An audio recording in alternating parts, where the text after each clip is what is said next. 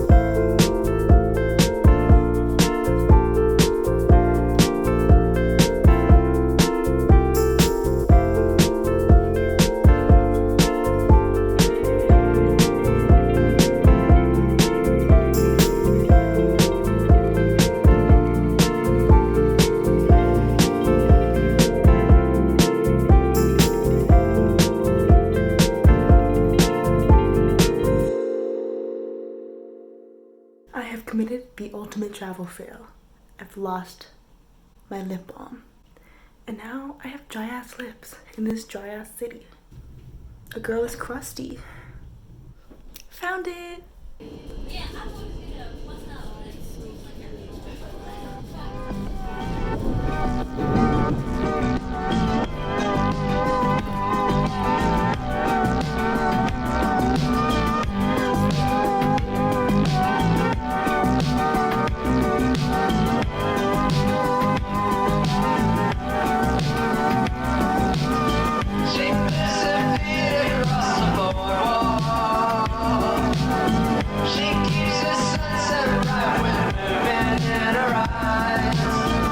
she knows she can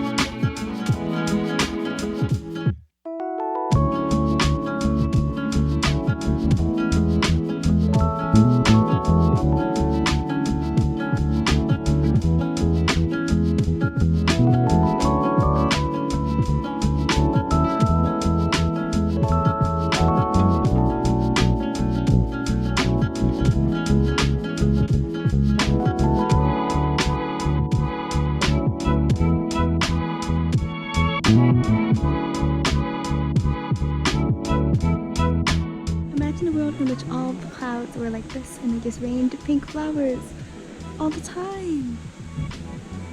Ah, beautiful.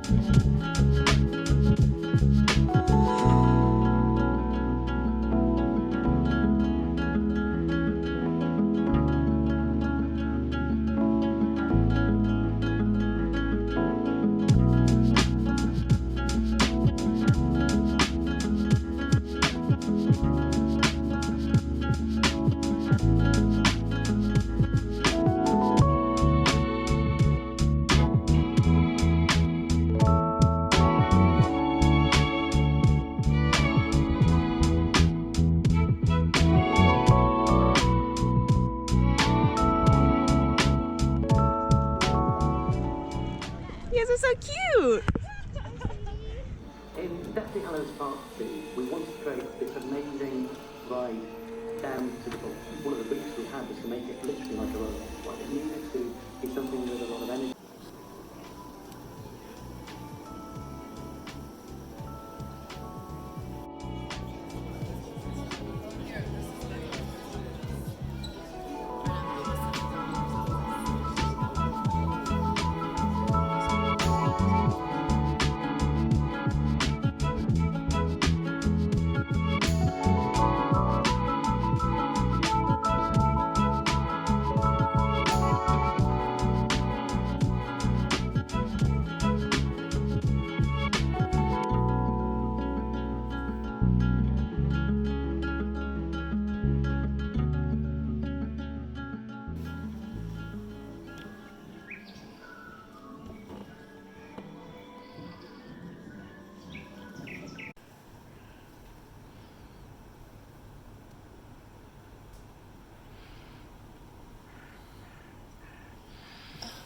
You guys, I'm so happy. I just love this place. I can't believe it.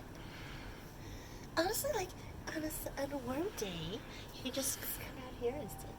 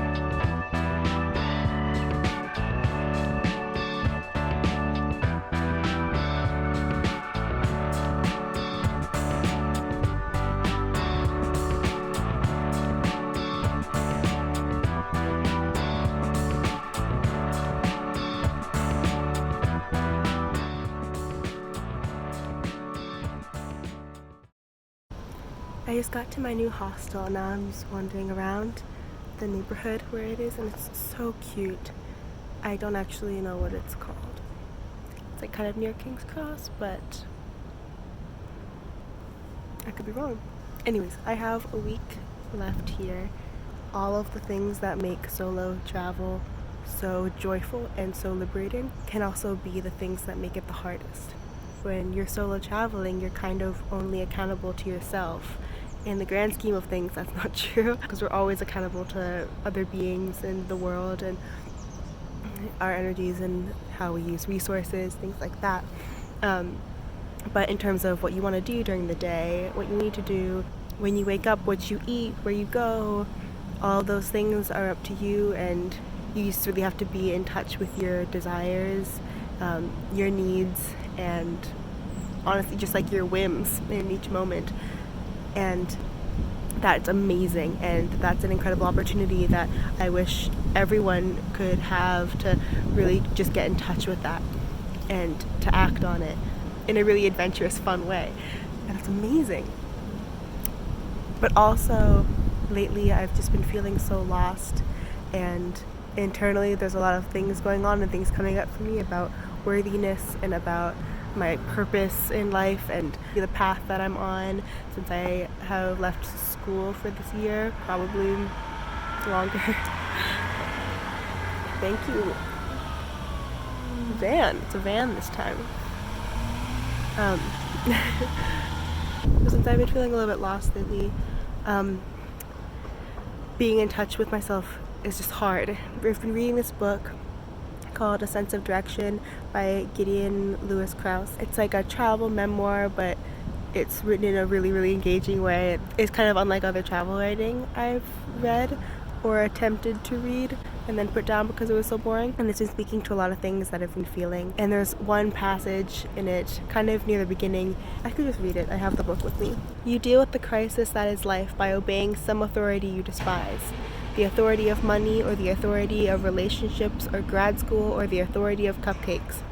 And in that case, you're all... Have you ever had a dream that you And in that case, you're freaked out. I cannot read. And in that case, you're freaked out all the time because you feel like you're always being thwarted, or you deal with it by renouncing all authority. And in that case, you're freaked out because you're entirely thrown back upon yourself all of the time in a way that pretty much nobody can handle. There's a cute bug on here. Oh, is it cute? The main problem with desires, Berlin made clear, is that they're not nearly as authoritative as we wish they were. A sense of purpose allows for both the comfort of obedience and the dignity of autonomy. It represents relief from the servile and relief from having to worry at every moment about what we think we might want right now, what costs we're willing to pay. The question is, how can you find some structure that allows you to begin to understand what you want without forcing you to pay constant attention to the fluctuation of endlessly conflicting desires? And how can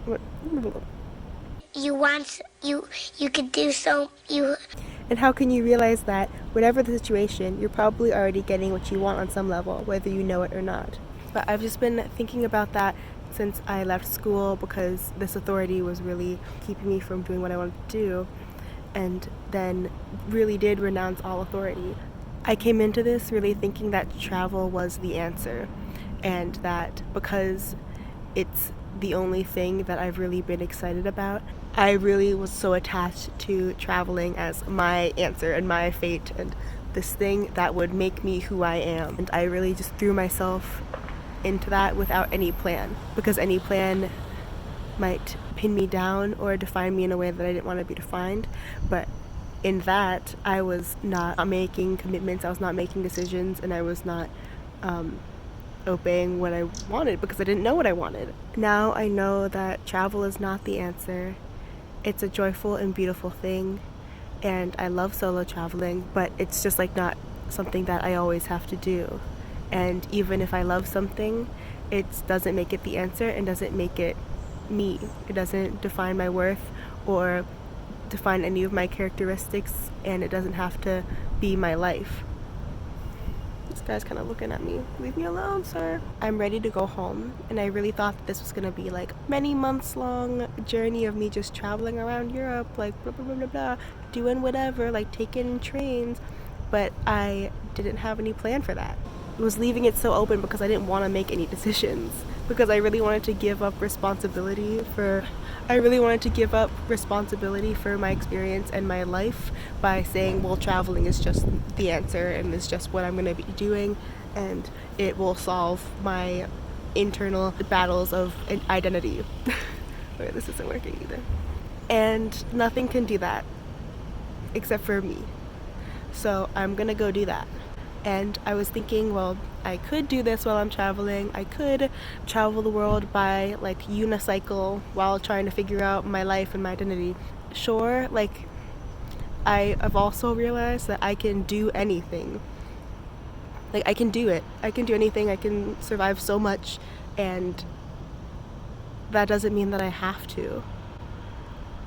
And holding on to that idea that travel will save me and that I can give up my own responsibilities as like a conscious human being with decisions and life choices to make, is holding me back from just getting to know myself better and figuring out what I want and need so I can act on those things. I need a bed that feels like my own to come home to, and I need my family. People are here and I'm... Oh, hello! Hi.